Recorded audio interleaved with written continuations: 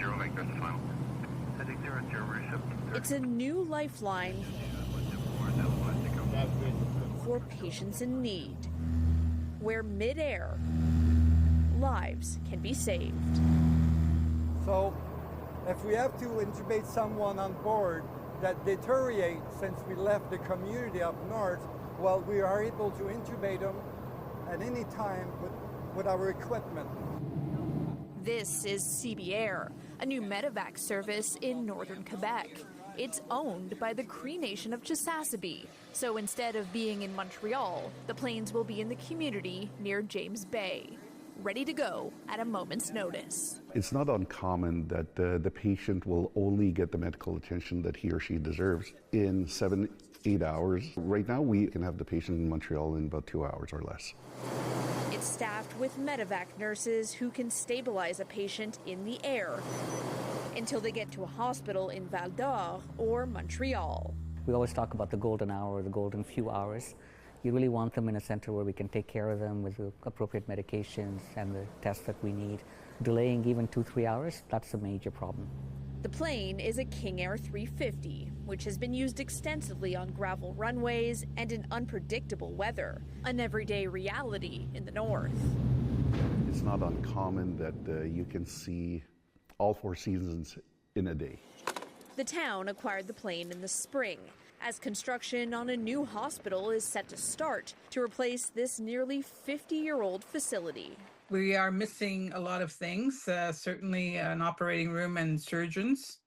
We don't have a CAT scan or an MRI. Dr. Darlene Kitty has worked in the Cree community for decades and says currently doctors there are limited by what's available.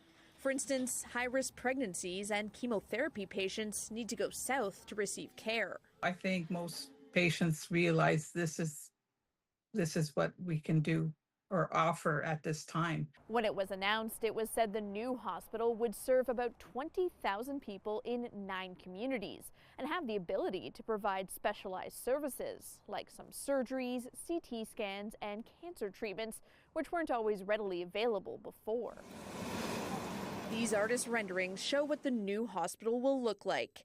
It's expected to offer 52 inpatient beds, up from 29 now. There's a focus on the dialysis units. As Kitty says, in 1983, the diabetes rate in Chisasibi was 2.3%. By 2021, it was 31%. And she adds, it's a good chance to bring some community members who are being treated hours away home.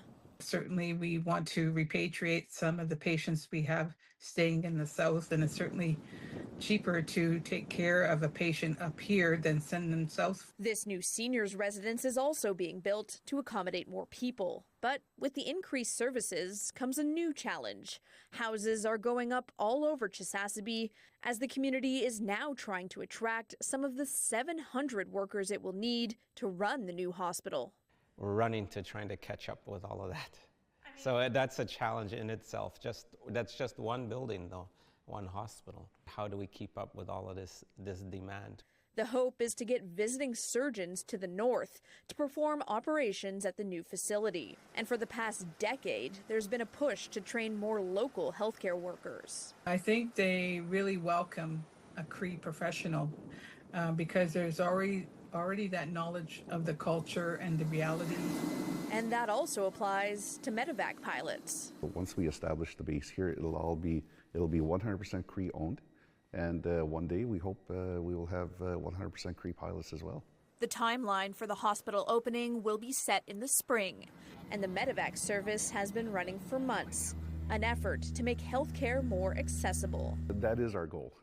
It's to save lives, so that people in remote parts of the province can get the services they need. Kelly Gregg, CTV News, Cree Nation of Chisasibi.